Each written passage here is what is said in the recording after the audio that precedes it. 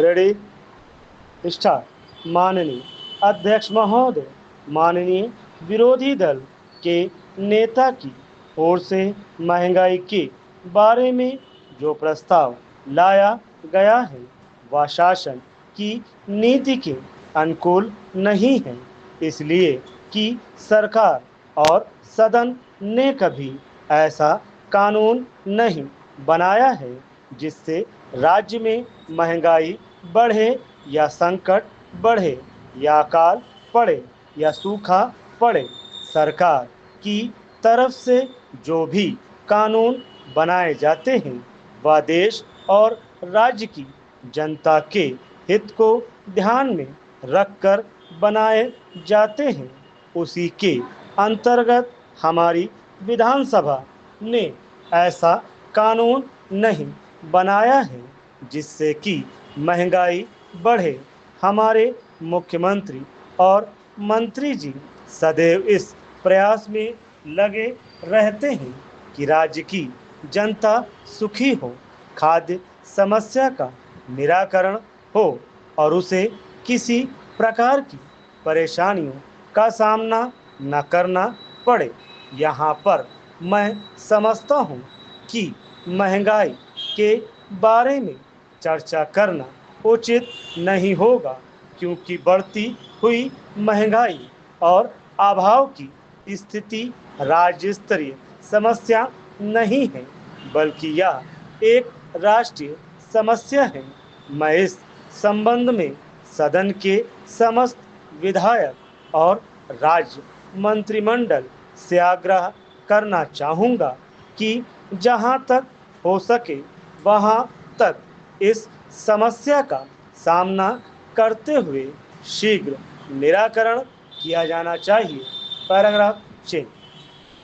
लोकप्रिय मुख्यमंत्री जी ने राज्य के जिन जिन जिलों में अकाल और सूखा पड़ा था वहाँ वहाँ के लिए रोजगार और राहत देने के लिए आदेश प्रसारित कर दिए हैं।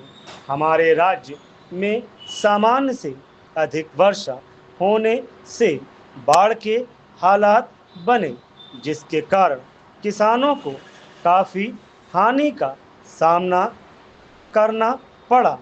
जिन किसानों की फसल बाढ़ आने, अकाल पड़ने, सूखा पड़ने और ओले पड़ने के कारण क्षति हुई, नुकसान हुआ था, मुख्यमंत्री जी ने वहाँ वहाँ के लिए मुख्यमंत्री सहायता कोष से सहायता करने पर विचार किया है।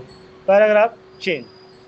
माननीय अध्यक्ष महोदय, इसके उपरांत महंगाई बढ़ने का कारण यह होता है कि लोगों की क्रय क्षमता और उपभोक्ता की संख्या विशेष बढ़ जाती है तो महंगाई अपने आप बढ़ने लगती है। इसीलिए हमारे इतने विशाल समुदाय में महंगाई बढ़ने का कोई विशेष महत्व नहीं होता, क्योंकि महंगाई बढ़ाना शासन की नीति में सम्मिलित नहीं किया गया है। मेरे विचार से इस समय का फायदा विरोधी लोग लेना चाहते हैं और यह भी चाहते हैं कि जनता के अंदर ऐसी निष्क्रिय भावना पैदा करके उसका लाभ उठाया जाए। हालांकि यह बात कभी टिकाऊ नहीं हो सकती है। देश की जनता बहुत समझदार है, सब कुछ समझती है कि उसे किन परिस्थितियों के सामने से गुजरना पड़ रहा है। यह संकट का समय है। ऐसे समय में हमको श्रम, स्वावलंबन और हिम्मत से मुकाबला करना चाहिए। मुझे ऐसा लगता है कि ये धरना, आंदोलन, झगड़ा और देशद्रोह करने से हम सफल नहीं हो सकते हैं।